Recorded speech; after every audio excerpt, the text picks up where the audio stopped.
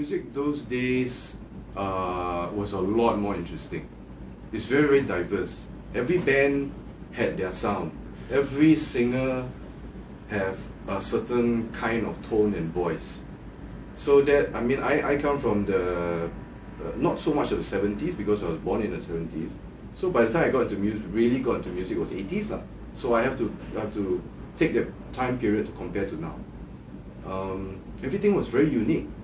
Every band has an identity. So if somebody likes like Thompson Twins, and there's Duran, and there's OMD over there, there's Depeche Mode, and then there's the rock side, there is the heavy metal side. Every group, everyone has an identity. Maybe the hairstyles all look pretty much the same, all big hair, but other than that, the sounds and the singing, the tones of voices, so everything is really just interesting. It's wild. You go out and buy records, every record you pick up is, you know they're going to be unique. It's just what kind of sound you're looking for, and then you buy those records. It was all very, very special. It was a very, very special time period. You know, not to call it like what people call it these days as mumbo jumbo and all that. I mean, that is not a real term. Those days, the 80s was new romantics, new wave. It was an era, you know, so it's not mumbo lah. It's just what we call it because of some of the party nights. Today, everybody tries to sound the same. The black singers will sound like each other. They all pretty much sound the same. They all dance. They all want to dance the same way. They all, yeah. There's not much identity, and sometimes you get confused. Who is who also? Last time you don't get confused who is who. Yeah, you hear the voice open mouth, you know it's that band. You know it's that song. Now it's like, hey, who's this singer? This sounds like this, sounds like that. These days is just all very, it's all marketing, it's all good looks. A lot of the soul of the music has been lost today because of money, business, marketing, and yeah, just lack of identity, and everything is super fast. Everybody wants to be a superstar. You kind of lose a lot of that special, you know. Then people forget that it's about the music, isn't it? I hope this will get saturated and people will start to look back and you know, start to recycle. Not the 80s sound, it can be modern sound, but recycle the attitude back into another cycle of the 80s. It would be good. Yeah. Gang Bang was it was not at my album. It is a compilation cassette that comprises of a lot of bands. You know, it's so hard for me to recall that cassette. I think my track in there would have been under a band name Out of Whack. I think. You know, I can't even remember. And a lot of us were bedroom musicians at that time. So, and just like today, you get people going around trying to find artists and then like ask you to contribute a track, and you contribute a track, then you put together on a CD and sell it.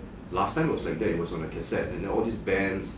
I'm not sure if Humpback Oak or you know some of these local bands were in it, but everybody contributed, and I needed a singer. I don't know why I needed a singer then, but I had a singer. Then that's why the two of us are called Out of Whack. But it was just home bedroom productions, and very amateurish. Maybe that's why I didn't try to go and remember that cassette. It's just a part of history.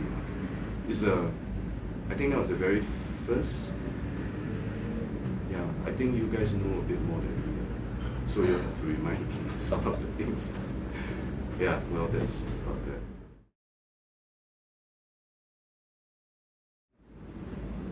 Everyone I work with has a different influence on me. Everyone. I really cannot say who is more special. All I know is that I've been scolded before. I've been schooled by them. There's some of the artists I work with very closely. Some were tougher people to work with, but on the overall, I learned from every single one of them.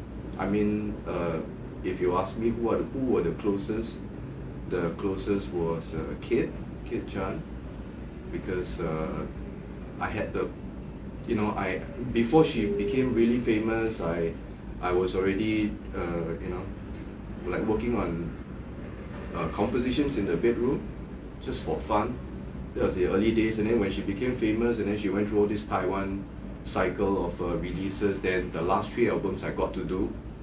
So we spent a lot of time working on the last 3 albums, and we had total creative say, almost total creative say on the album, so that was a really, really special period of time.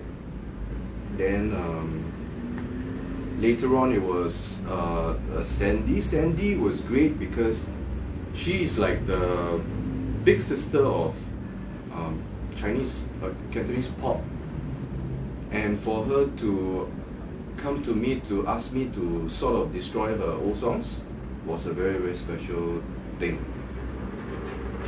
People, on one hand you have people so afraid of the way I remix, where I can really tear your track apart and turn it into something completely different, and it may scare you.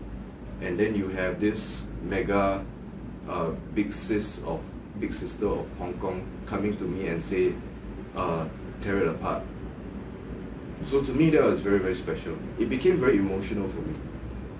That means you respect my interpretation, and in that way I also respect that you give me the chance. The rest, they were all fun artists to work with. Some of them were just very short bits of work, just maybe 1 song, 2 songs.